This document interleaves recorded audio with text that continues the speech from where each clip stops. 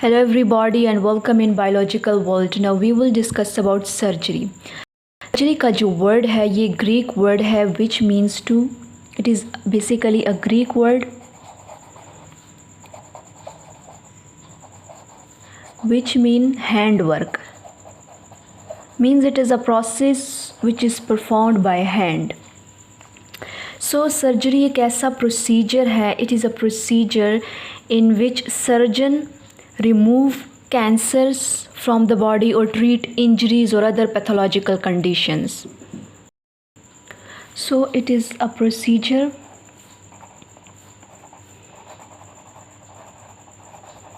in which surgeon deal with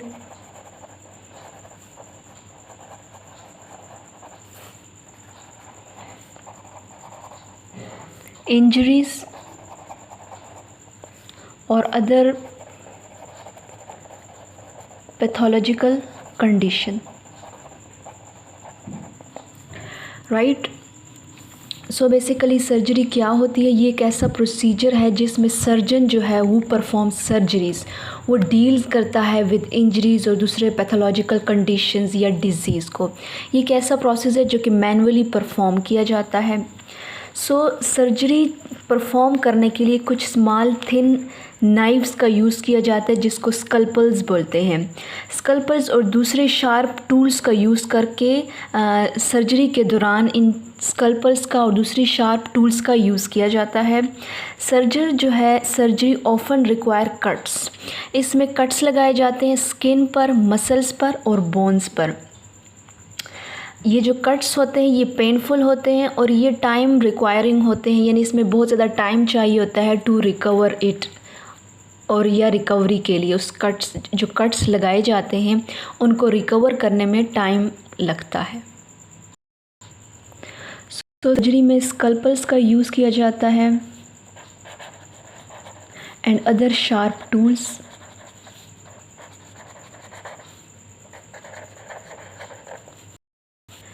ये tools क्यों use किए जाते हैं? कट्स के लिए. यानी सर्जरी के दौरान ये एक प्रोसीजर है जिसमें बॉडी को जो डिफरेंट इंजरीज़ हो गई हैं या डिफरेंट पैथोलॉजिकल कंडीशंस हैं उसको डील करने के लिए बॉडी पर कट्स लगाए जाते हैं.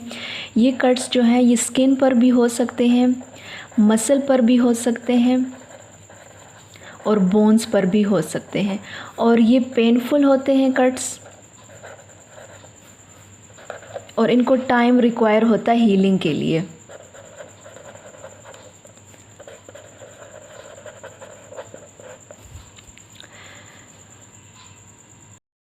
सो सर्जरी के एनेस्थीसिया का यूज़ किया जाता है. एनेस्थीसिया का एनेस्थीसिया बेसिकली कुछ ड्रग्स या सब्सटेंस होते हैं. ये कुछ ऐसी ड्रग्स या सब्सटेंस होते हैं जो कि बॉडी को it causes body to lose consciousness basically, और इस वजह से बॉडी जो है वो पेन फील नहीं कर सकती. So these drugs and substance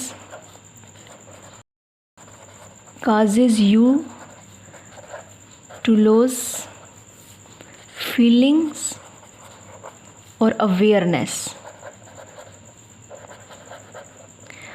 सो इसमें यानी फीलिंग्स को लॉस कर दिया जाता है, पेन फील नहीं होता.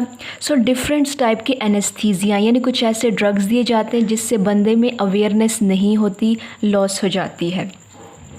सो एनेस्थीसिया की भी डिफरेंट टाइप्स हैं. Local anaesthesia, regional anaesthesia and general anaesthesia. Local anaesthesia जो है बेसिकली वो दिया जाता है for small area of the body, यानी इसमें बॉडी के स्मॉल एरिया, यानी इसका इफेक्ट बॉडी के स्मॉल एरिया पर होता है. लोकल एनेस्थीसिया का small area of body. Local anaesthesia cause करता है loss of feelings on small area of the body. Regional anaesthesia cause loss of awareness और loss of feelings on one part of body. One part of body में ये awareness को loss कर देता है, जबकि जनरल एनेस्थीसिया जो है उसमें होल बॉडी इंक्लूड होती है. यानी स्लीप कंडीशन हो जाती है पेशेंट की। सो लोकल एनेस्थीसिया जो है वो स्मॉल एरिया ऑफ बॉडी में अवेयरनेस को लूज़ करता है। रीजनल एनेस्थीसिया बॉडी के एक part means arms and legs, और जनरल जो है वो होल बॉडी में कॉन्शियसनेस को लूज़ कर देता है। और ये इसकी जो कंडीशन होती है बेसिकली जनरल एनेस्थीसिया की, वो डीप स्लीप की होती है। Patient is like in a deep sleep, right. So basically इसकी आगे से डिफरेंट टाइप्स है सर्जरी की। Now the first one is cryo surgery.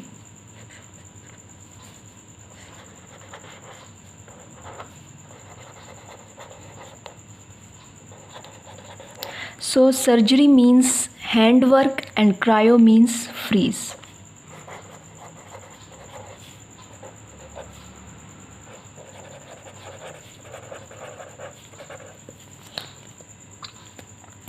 So basically ये एक ट्रीटमेंट है बेसिकली जिसमें कोल्ड गैस जो है, एक्सट्रीम कोल्ड गैस, जिस तरह हम कह सकते हैं कि लिक्विड नाइट्रोजन या आर्गोन गैस का यूज़ किया जाता है, जो कि कोल्डनेस को कॉज करती है या फ्रीज़ कर देती हैं ट्यूमर को, जिसकी वजह से वो जो ट्यूमर होता है, ट्यूमर मींस अबनॉर्मल टिश्यूज़ या सेल्स जो होते हैं वो डिस्ट्रॉय हो जाते हैं या समटाइम्स मोस्ट सेंसिटिव हो जाते हैं टू दीज रेडिएशंस के अगेंस्ट सेंसिटिव होते हैं, बिकॉज समटाइम्स हम सर्जरी से पहले रेडिएशंस का यूज़ करते हैं, समटाइम्स सर्जरी के बाद यूज़ करते हैं। सर्जरी से पहले रेडिएशन इसलिए यूज़ की जाती हैं ताकि ट्यूमर को श्रिंक किया जाए, और सर्जरी के बाद जो रिमेनिंग कैंसरस सेल्स हैं उन्हें कम्प्लीटली डिस्ट्रॉय किया जाता है। सो क्रायोस्कोपी के दौरान जो ट्यूमर है उसको फ्रीज़ किया जाता है। इसमें आर्गोन गैस और नाइट्रोजन, लिक्विड नाइट्रोजन का यूज़ किया जाता है।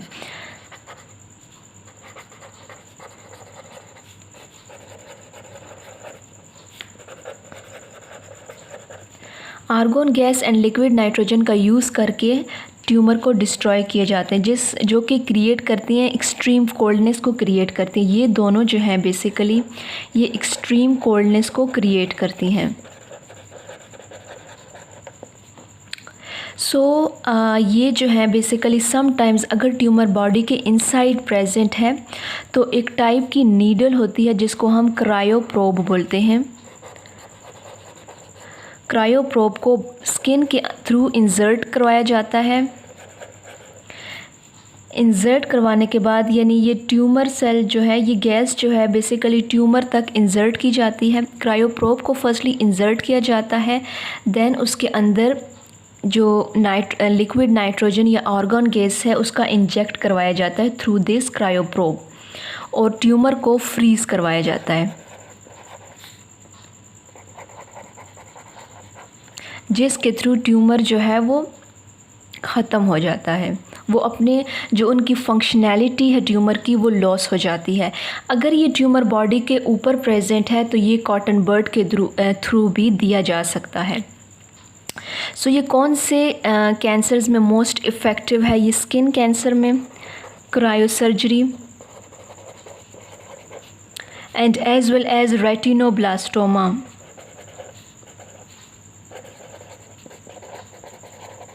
रेटिनोब्लास्टोमा बेसिकली ये रेटिना का एक कैंसर है, मींस के आउट ग्रोथ हो जाती है या जो प्यूपल है उस पर वाइटिश सा एक साइन आ जाता है, जिसकी वजह से विज़न जो है वो अफेक्ट होती है, आई में इरिटेबिलिटी होती है, रेडनेस कॉज होती है। सो the next type is laser.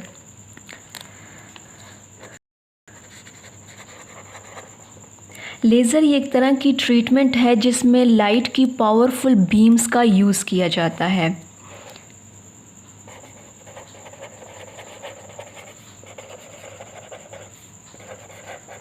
इसमें लाइट की पावरफुल बीम्स का यूज़ किया जाता है ताकि टिश्यूज़ को कट किया जा सके, टू कट टिश्यूज़।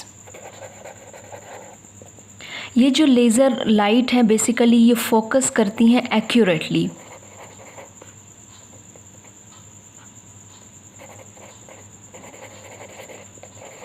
ये एक्यूरेटली फोकस करती हैं ऑन टाइनी एरियाज़ पे, क्योंकि इनकी हाई पावर होती है, इसलिए ये प्रिसाइज सर्जरी में बहुत ज़्यादा यूज़फुल होती हैं। ये एक्यूरेटली टाइनी एरियाज़ पे फोकस करती हैं। ये पावरफुल बीम ऑफ लाइट होती हैं जो कि टिश्यूज़ को कट करती हैं। सो लेज़र जो है ये ट्यूमर को श्रिंक करने में यूज़फुल होती हैं एज वेल एज उसे डिस्ट्रॉय करने में भी यूज़फुल हैं। सो ये कैंसरस की ग्रोथ को कम्प्लीटली रिड्यूस भी कर सकती हैं। लेज़र जो है ये पावरफुल बीम ऑफ लाइट है जो कि टिश्यूज़ को कट करती हैं, एक्यूरेटली फोकस करती हैं टाइनी एरियाज़ पे। ये ट्यूमर को श्रिंक भी करती हैं एंड डिस्ट्रॉय भी करती हैं। सो the next type is hyperthermia.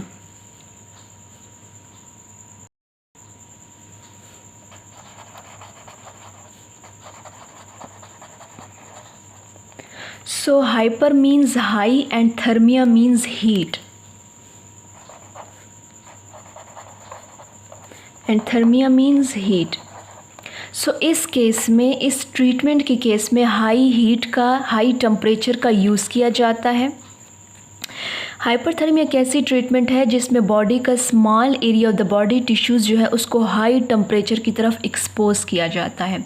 वो एरिया जहाँ पर ट्यूमर है तो उस एरिया को हाई टेम्परेचर की तरफ एक्सपोज किया जाएगा। ये जो हाई हीट होती है ये डैमेज करती है उन सेल्स को जो कि ट्यूमर बनाते हैं। बेसिकली ये ट्यूमर के जो सेल्स हैं वो सेंसिटिव हो जाते हैं इस हाई हीट के। सो ये मोर सेंसिटिव हो जाते हैं टूवर्ड कीमोथेरेपी और radiation therapy which is sometimes performed before surgery and sometimes it is perform after surgery. So here in which small area of the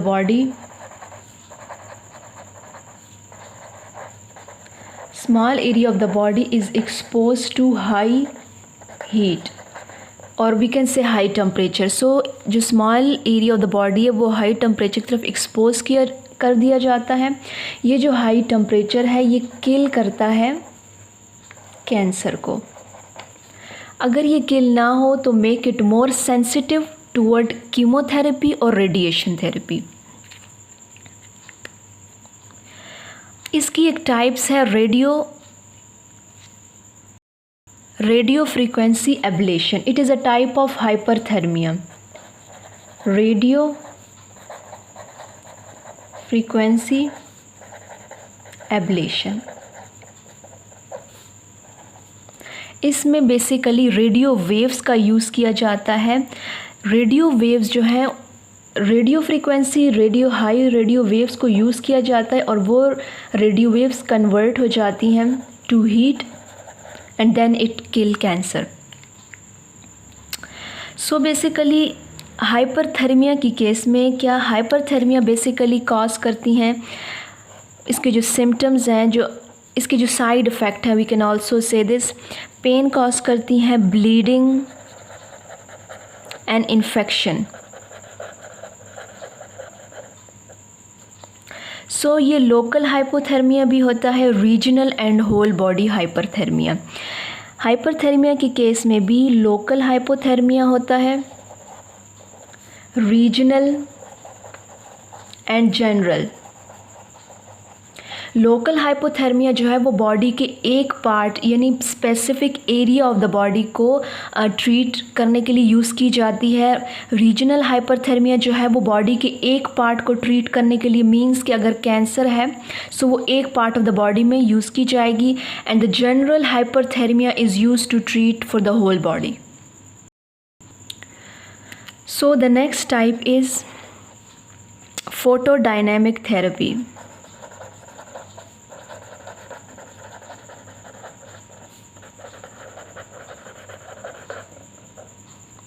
photodynamic therapy basically ये एक ऐसी therapy है जिसमें हम ड्रग्स का यूज़ करते हैं। ड्रग्स जो हैं एक्टिवेटेड होती हैं only in the presence of light, यानी वो फ़ोटो सेंसिटाइज़र होती हैं या फ़ोटो सेंसिटिव एजेंट होता है। इसमें जो लाइट जो होती है, जिस ड्रग्स जो हैं जिस लाइट की तरफ सेंसिटिव होती हैं वो या तो लेज़र से आती है या लाइट इमिटिंग डायोड से आती है। So it is also written as photodynamic therapy. इसमें ड्रग्स का यूज़ किया जाता है, ड्रग यूजेस, और ये ड्रग्स यूज़ जो की जाती हैं वो सेंसिटिव होती हैं, सेंसिटिव टू लाइट। जब ये लाइट की तरफ एक्सपोज होती है, ये ड्रग लाइट सेंसिटिव होती है, जब ये एक्सपोज हो गई लाइट की तरफ तो ये क्या कॉज करेंगी, ये ड्रग्स एक्टिव हो जाएगी। देन जब ये एक्सपोज होगी तो ड्रग जो है वो एक्टिव हो जाएगी and then it will kill cancer cell.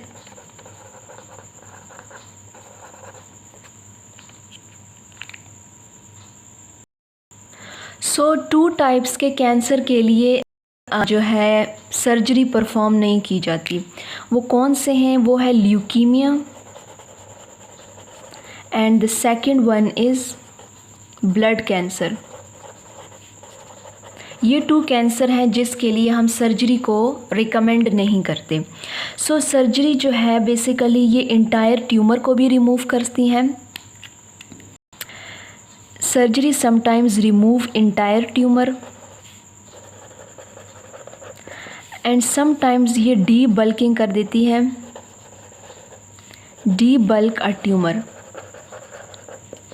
Means के ये ट्यूमर का हाफ पार्ट को रिमूव करती हैं, only some part of the tumour is remove.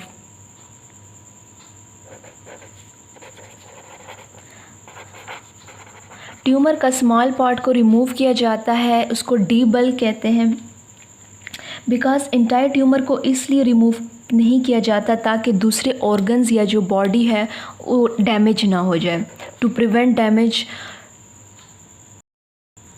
From area. So इसमें ऑर्गन और बॉडी को डैमेज से बचाने के लिए हम इसमें सिर्फ ट्यूमर का स्मॉल पार्ट ही रिमूव करते हैं, डी बल्क कर देते हैं। सो इसमें होल ट्यूमर को भी रिमूव किया जा सकता है, ट्यूमर को डी बल्क भी किया जा सकता है, और इससे जो कैंसर के जो सिम्टम्स हैं उसे एज भी किया जा सकता है, ईज कैंसर सिम्टम्स।